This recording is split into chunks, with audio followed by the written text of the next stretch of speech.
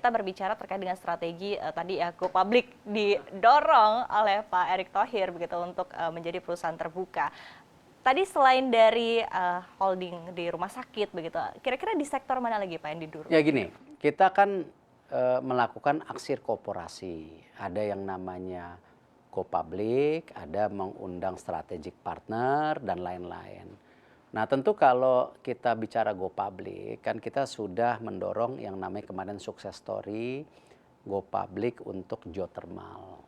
Di mana kita tahu potensi geothermal kita itu kan sampai 24 giga. Sekarang yang baru terbangun itu nggak sampai 2,4 giga. Dan itu masih terdiri dari 3 perusahaan, yaitu PLN, perusahaan yang dimiliki Kemenq dan Pertamina. Ini kalau dikonsolidasi luar biasa. Jadi energi menjadi sebuah sektor yang saya rasa kita harus dorong, energi terbarukan. Lalu tadi saya sampaikan kesehatan, itu menjadi sebuah hal yang juga penting untuk kita dorong. Tadi saya sudah ceritakan sedikit. Lalu yang tidak kalah pentingnya apa? Kembali logistik, bagaimana mengintegrasi pelabuhan, airport, jalan tol, ya, kereta api itu menjadi satu kesatuan logistik ya yang bisa menekan cost daripada pengiriman itu. Ya kan contoh gini. Orang mengeluh, oh jalan-jalan rusak. Seperti di Lampung kemarin. Ya, seperti di Lampung kemarin. Tapi kan konteksnya kita mesti lihat, apakah pemerintah yang tentu daerah atau pusat tidak membangun, ataukah memang jalan itu terpakai tidak sesuai dengan kapasitas. Itu kan? Ya. Kita jangan salah-salahan nih, ini kan solusi gitu. Nah, kalau kita bayangkan ketika misalnya sistem pengkeretaan api kita, ya ini di Jawa, ada kereta api barang. Di setiap titik itu ada yang namanya gudang barang.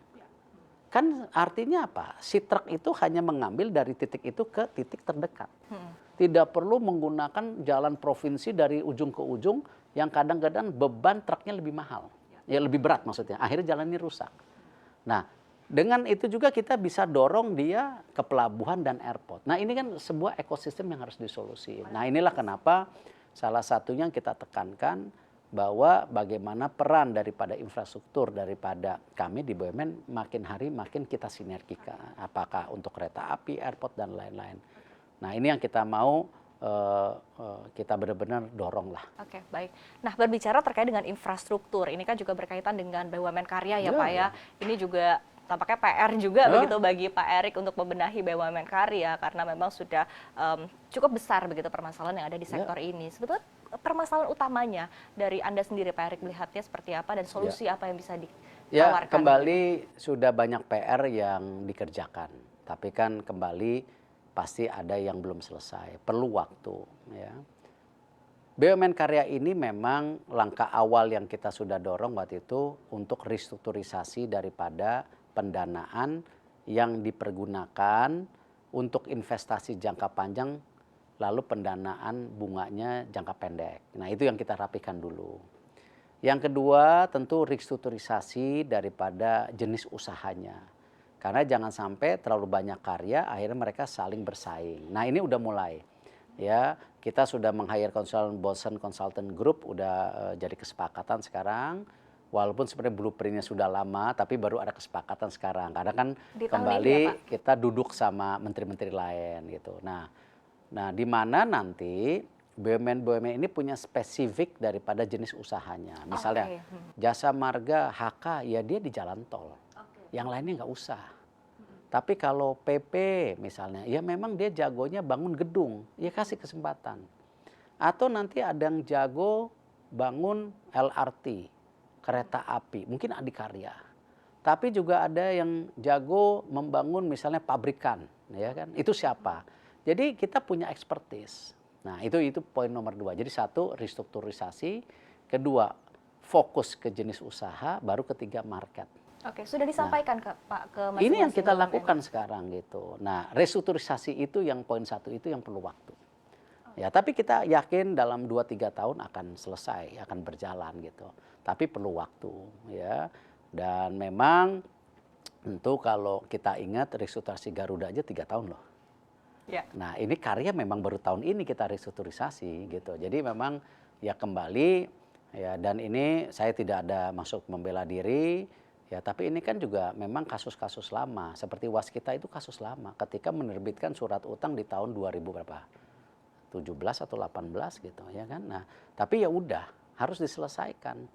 Nah, ini yang kita dorong kenapa penyelesaian itu harus ada solusinya. Apakah melalui PKPU, apakah melalui suntikan dana pemerintah, nah ini yang kita lagi jalankan dan nggak mungkin lari, yang ini perusahaan negara, tapi perlu waktu. Nah, tapi ini yang kita tadi dorong. Konsepnya yang difokuskan begitu ke penugasannya termasuk masing-masing. Kita yang kecil-kecil yang ada di PPA Dana Reksa itu kita juga mulai lakukan daripada mereka penggabungan itu gitu. Oke, baik. Kemudian apakah nanti dengan adanya perubahan sistem ini, perubahan struktur, perubahan fokus ya Pak, di masing-masing ini nanti bisa semakin mempercepat, semakin melancarkan begitu ya tugas-tugas untuk menyelesaikan proyek strategis nasional. Ya, dan itulah salah satunya sama kayak Garuda, BUMN karya nggak perlulah buka kantor di luar negeri.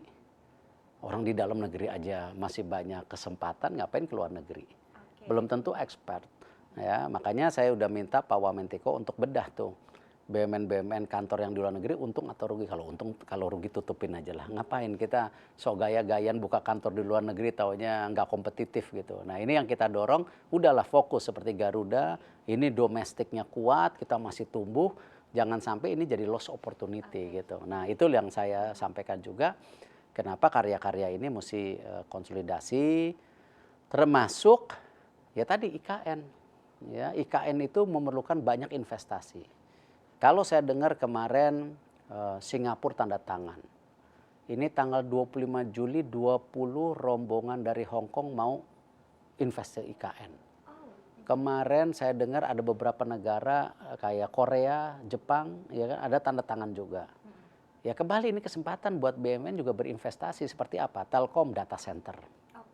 Kan ini katanya jadi kota digital. Ya mesti ada data center dong. Nah kalau Telkom ini sudah punya data center di Batam, di Singapura, ya masa di ibu kota kita nggak punya. Apalagi di situ, energi terbarukan.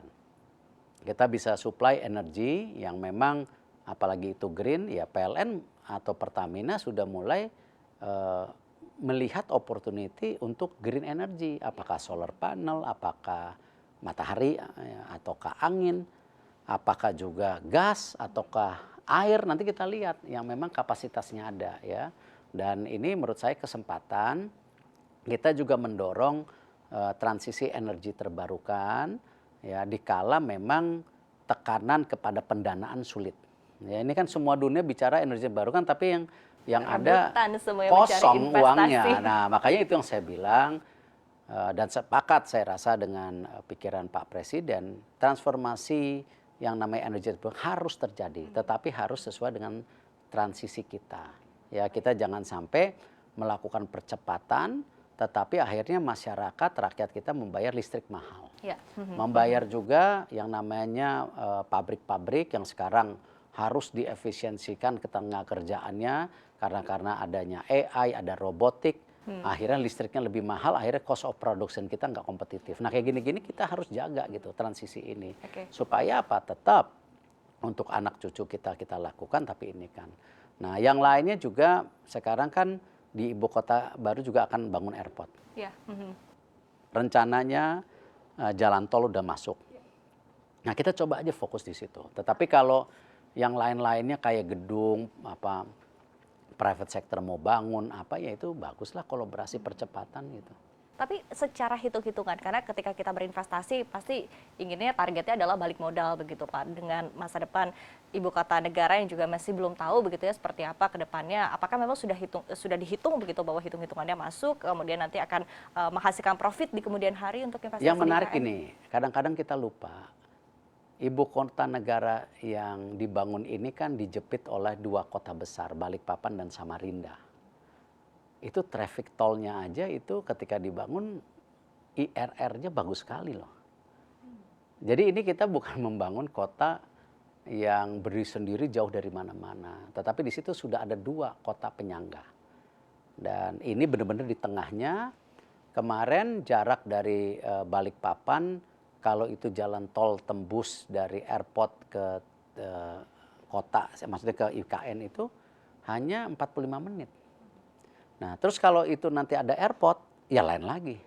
Belum lagi kalau dibangun kereta. Jadi ini sesuatu yang ya bukan yang ditakutkan kota yang nggak jelas di mana gitu ya. Dan ini punya nilai yang menarik karena memang ini akan jadi kota pertama di dunia yang mendorong hijau lebih besar dari pembangunan. Jadi kawasan itu kan hanya dibangun 30%, 70%-nya dibangun hutan kembali. Nah, kadang-kadang juga persepsi ini juga orang mikir, oh tapi ini kan nebang hutan. Salah, itu kawasan industri perhutanan, jadi bukan hutan tropis gitu. Tapi memang Justru sudah ditujukan ke industri. nah ini yang justru mau dibangun oleh tumbuh-tumbuhan yang dulunya ada di situ gitu. Ini yang kadang-kadang pola pikirnya jangan sampai salah gitu.